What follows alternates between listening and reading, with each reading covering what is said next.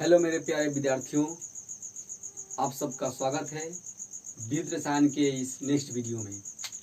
इस वीडियो में हम लोग पढ़ेंगे निसर्ट समीकरण। ठीक है, समझते हैं। ये जो पाठ है, ये जो टॉपिक है, पूर्ण रूप से 11वीं के ऊष्मागतिकी पाठ पर निर्धारित है। ठीक है, चलो समझते हैं। निसर्ट समीकरण, यह समीकरण उत्क्रमणीय, देखिए यहाँ पर उत्क्रमणीयशील अभिक्रियाओं के लिए प्रतिपादन किया जाता है। उत्क्रमणीयशील अभिक्रिया पहले समझते हैं। उत्क्रमणीय अभिक्रिया क्या है?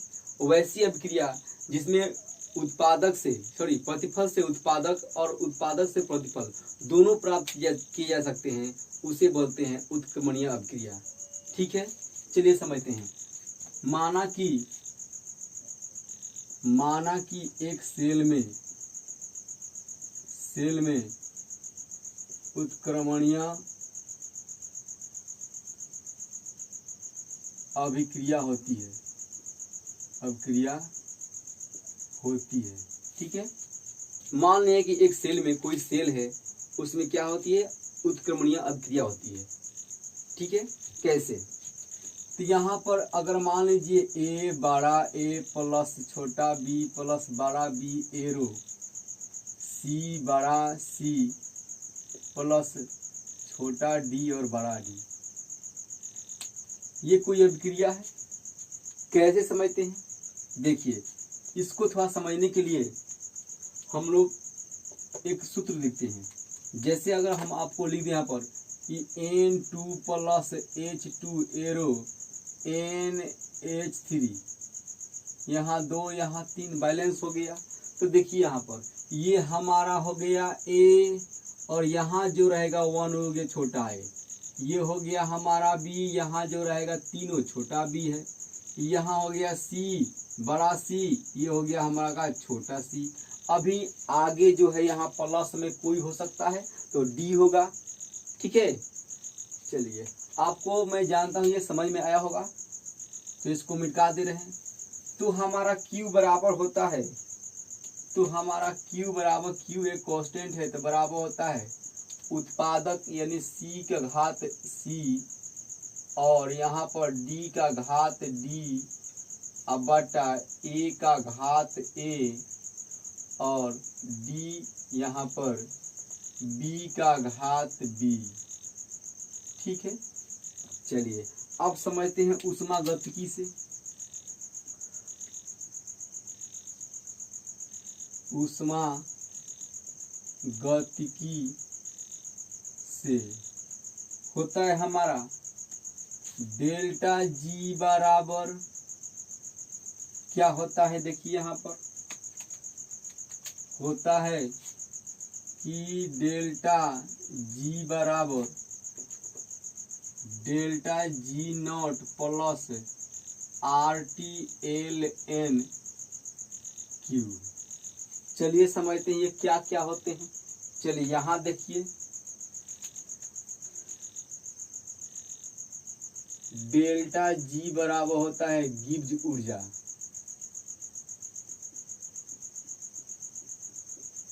डेल्टा G नॉट बराबर होता है मानक गिब्स ऊर्जा, और ये देखिए यहाँ पर R एक होता है नियतांक, T होता है तापमान, और देखिए एलिन होता है क्या? एलिन मतलब होता है, जैसे यहाँ देखिए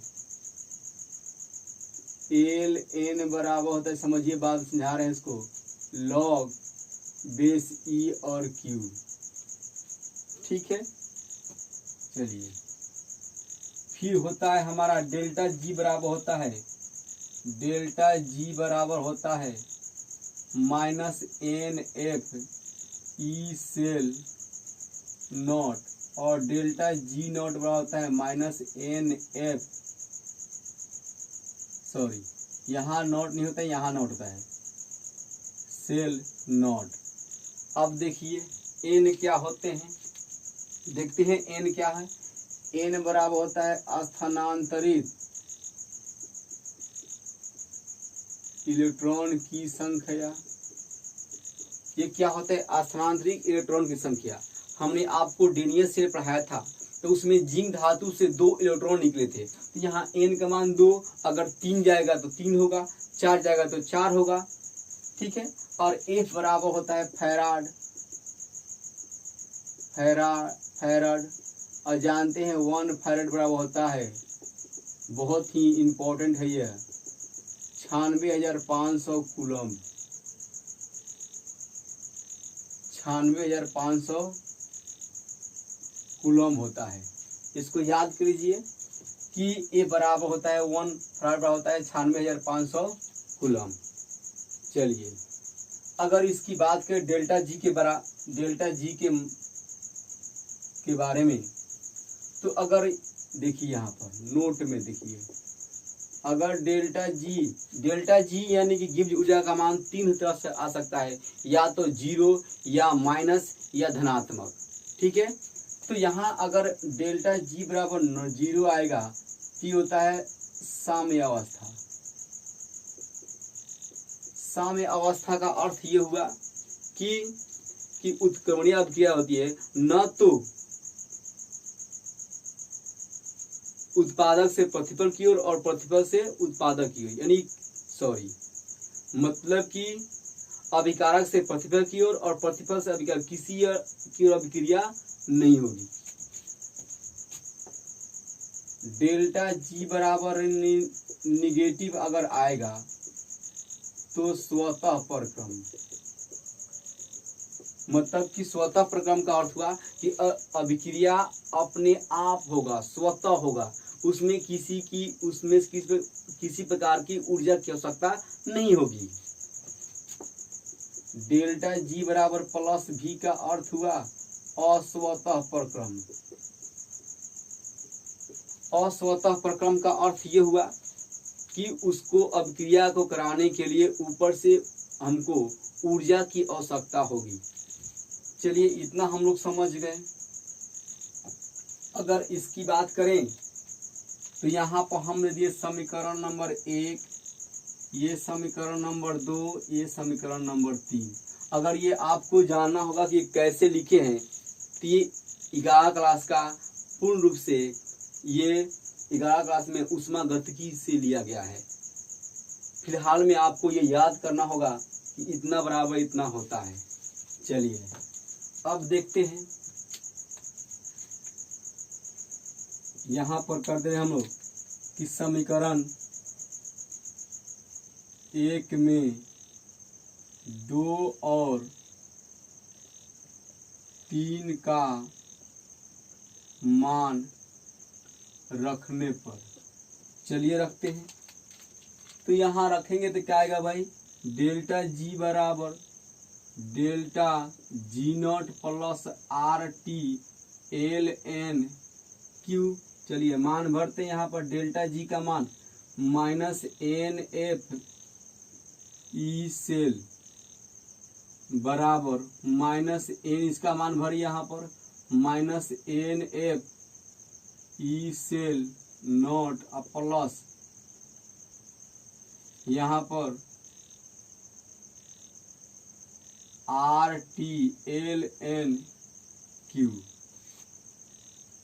ई सेल में जानते हैं आप लोग, नहीं जानते हैं तो फिर लिख दे रहे हैं। ई से बराबर होता है सेल विभव,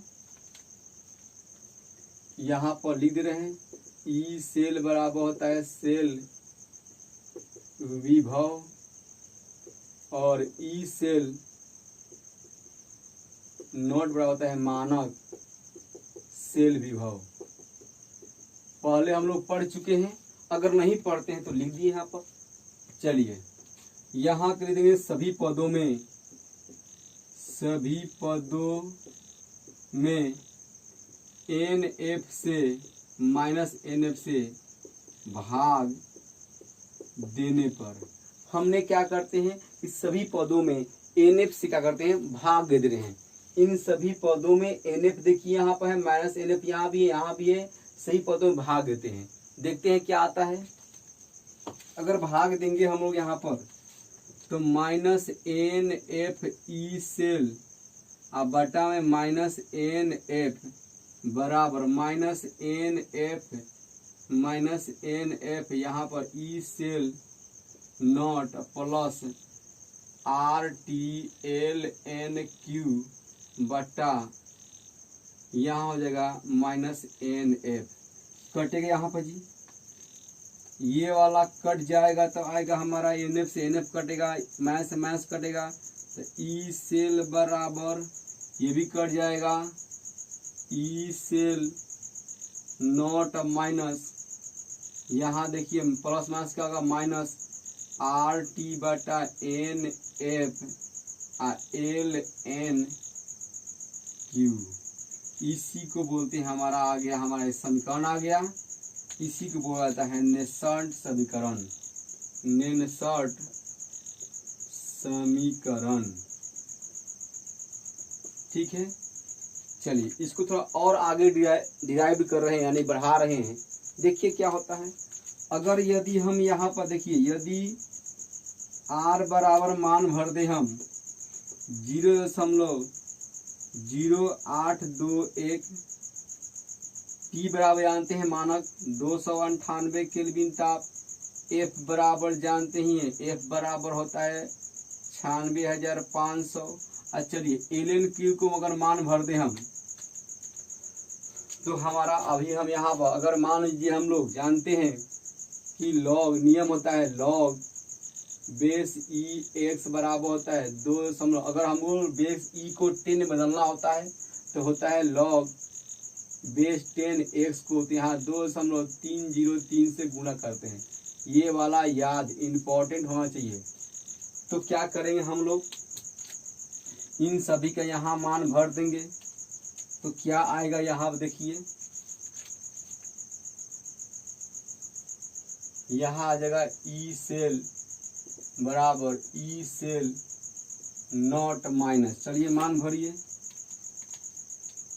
आर का मान देखिए यहाँ पर दिया हुआ है 0.0821 गुना 298 गुना अब बटा एन तो रहेगा वही, एन का अलग अलग इलेक्ट्रोड के लिए अलग होते हैं। एन का मान दीजिए एफ का मान भर दिए 96,500 गुना ये देखिए एल एन को भर देंगे यहाँ एल एन क्यू को, यही देखिए ना एल एन क्यू को लिख सकते हैं यहाँ एक है तो एल एन देखिए यहाँ पर लिखे हैं एल एन क्यू बराबर बेस ई यानी कि एल एन क्यू बराबर होता है ए लॉग बेस ई क्यू बराबर 2.303 लॉग बेस 10 और क्या आएगा क्यू। चलिए यहाँ देखिए यहाँ पर हमने लिख दिया है तो यहाँ लिख देंगे हम 2.303 लॉग बेस 10 और क्यू बराबर ये होता है। तो आ गया हमारा ई सेल बराबर सेल माइनस, इसको जब हल करेंगे देखिए यहाँ पर ये वाला जब हल करेंगे हम लोग ये अंक वाले को हल करेंगे तो आएगा 0.59, ठीक है 0.591 बटा एन और यहाँ पर लॉग बेस 10 और क्यू। ठीक है, इतना हमारा क्या हो गया आ गया। तो ये हमारा एक सवाल, इसको भी समीकरण बोलेंगे। अगर यहाँ देखिए क्यू है ना, क्यू का मान जहाँ लिख देंगे क्यू बराबर, जहाँ क्यू बराबर देखिए निकाले हैं सी डी अब बटा ए के पावर ए इंटू बी के पावर बी। इसको और तरीके लिख सकते हैं हम लोग, क्या लिख सकते हैं इसको भी बोलेंगे नेसर्ट समीकरण, इसको बोलते हैं नेसर्ट समीकरण। चलिए या इसको लिख सकते हैं हम लोग ई सेल बराबर E cell -0.591/n log base 10, ठीक ना। यहाँ पर देंगे उत्पाद बटा क्रिया कार, ठीक है। ये भी हमारा क्या हो गया, हो गया। तो इसी को हम लोग, इसकी मदद से हम लोग नेटशॉर्ट समीकरण निकालते हैं और यहाँ पर सेल विभव का मान निकाल सकते हैं, ठीक है। यहाँ पर देखिए, यहाँ पर नॉट छूटा हुआ है, यहाँ भी नॉट होगा, यहाँ भी नॉट होगा,